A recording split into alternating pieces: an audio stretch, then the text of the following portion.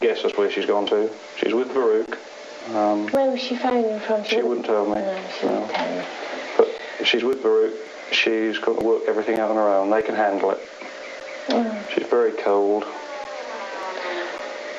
Oh, well, I don't know what you do now. I don't know. What's Mother going to say? I don't know. What's anybody going to say? Trust me, she said, didn't she? She sat in that chair and she said, look, you've got to trust me sometimes. So we do.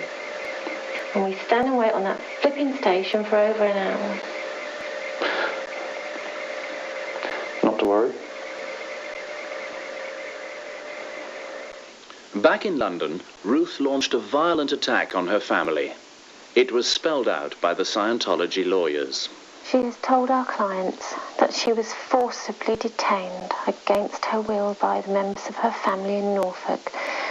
The aim of the false imprisonment was to deprogram Miss Clark so that she would give up her voluntary associations with our clients.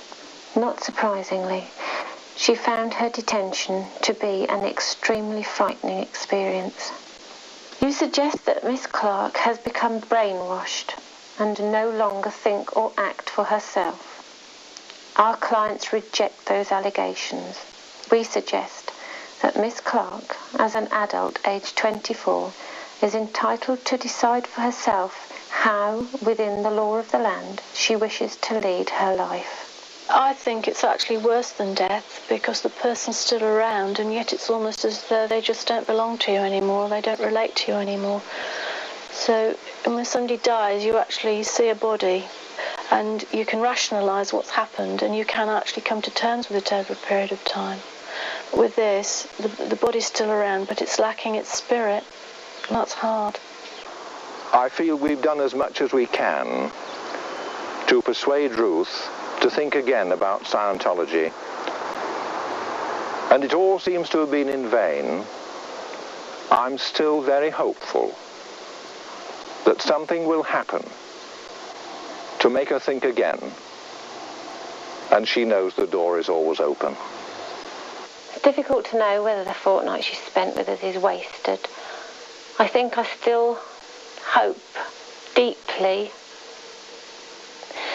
that the time we gave to Ruth and the things we tried to do will eventually be remembered by her. And that she will realise that we only did what we did because we do care for her and we didn't want to see her throw her life away. I hope that when she gets back into the humdrum life that she found a strain because she said she had, that she'll remember that there is a life outside Scientology which she can enjoy. I hope it's not wasted.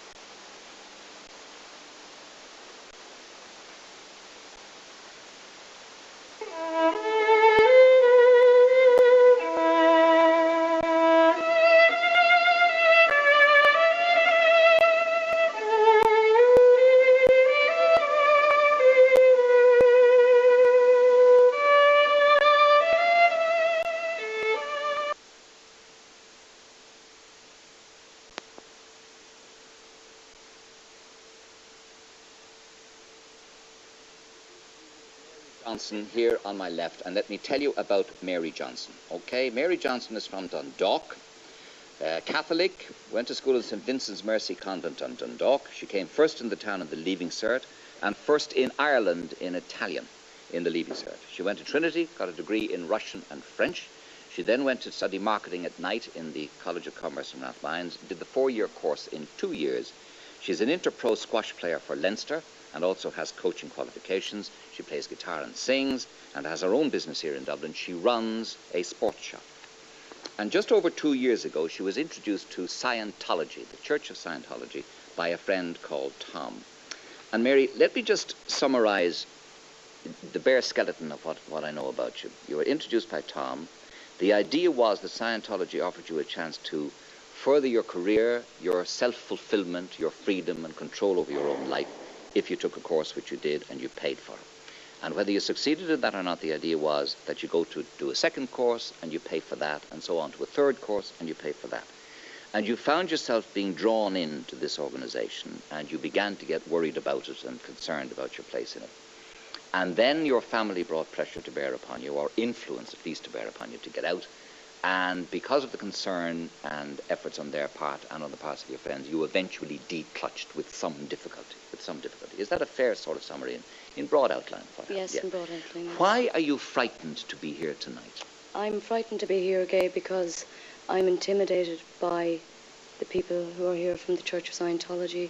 The first point I would like to make is that the reason I'm here is because I'm the only Irish person who is an ex-member of the Church of Scientology who is prepared to speak out. Ex-members don't speak out. That's the first point. The second point is it's interesting that the Church of Scientology has seen fit to fly in 2 people from England today for this show when I'm Irish, we're dealing with the Church of Scientology in Ireland.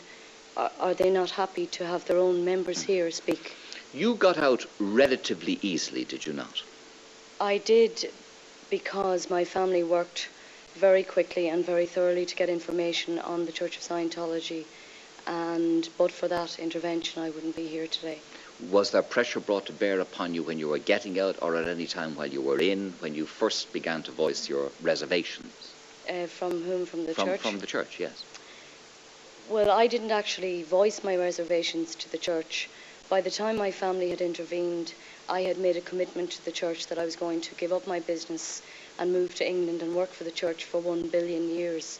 Because at that stage I believed in reincarnation, which I don't believe in. 1 billion years? Yeah, just 1 billion years. And they had got their influence had got you to the point of almost selling up your business, is that so?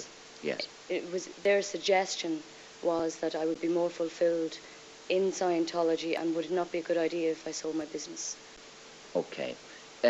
So you're frightened to be here tonight. When you finally decided to leave, was there pressure and intimidation brought to bear? When I left Scientology, the following week I had about 20 phone calls from people in Scientology to find out why I hadn't come back and reported on the intervention with my family, because I was drilled how to deal with my family by members of the church.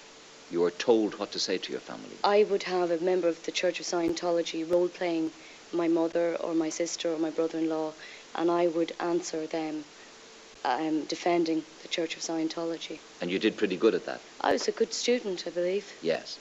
And eventually then you got these phone calls. Were they threatening phone calls, intimidating phone calls, bullying? Not at that stage, but the problem with them was that they were to my business, they were to my home, they were invasive. I found them very much invading my privacy. The intimidation, the reason why I feel intimidation is because I am frightened because the Church of Scientology in the past has revealed personal details given by people like me in confidence to them during counselling sessions, and that's why I'm frightened, because they have used details given in confidence to silence their critics. Okay. Now, PJ Phelan is beside you. Good evening to you, PJ. Good evening. He is from Clonmel, County Tipperary. And his brother, Tony, who is now aged what?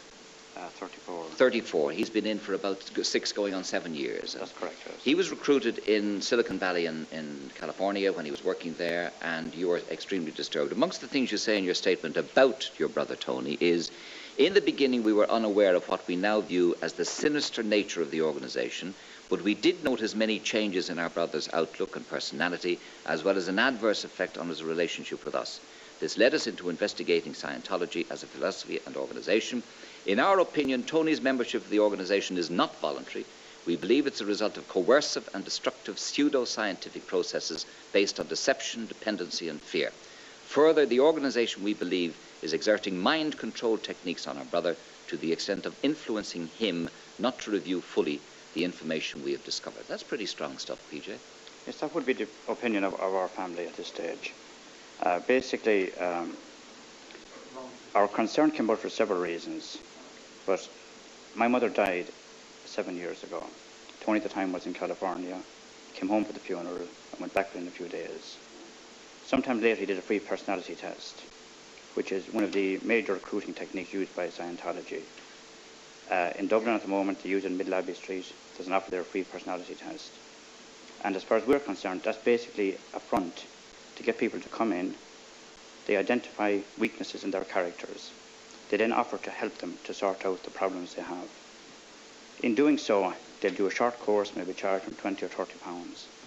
Subsequently, they'll tell them, you've done very well in this course, you're extremely good. What you need is the next. But you have deeper problems than you realised or we realised, and you're going to have to do further courses. If you don't do them, you're going to be worse off than you were when you came in here to us. And we have been told that within maybe 2 or 3 weeks of contact with Scientology and working with them, that they can totally control the person. And the price goes up with each series of lectures, is that Well, it? we don't know exactly how much money Tony has spent on it.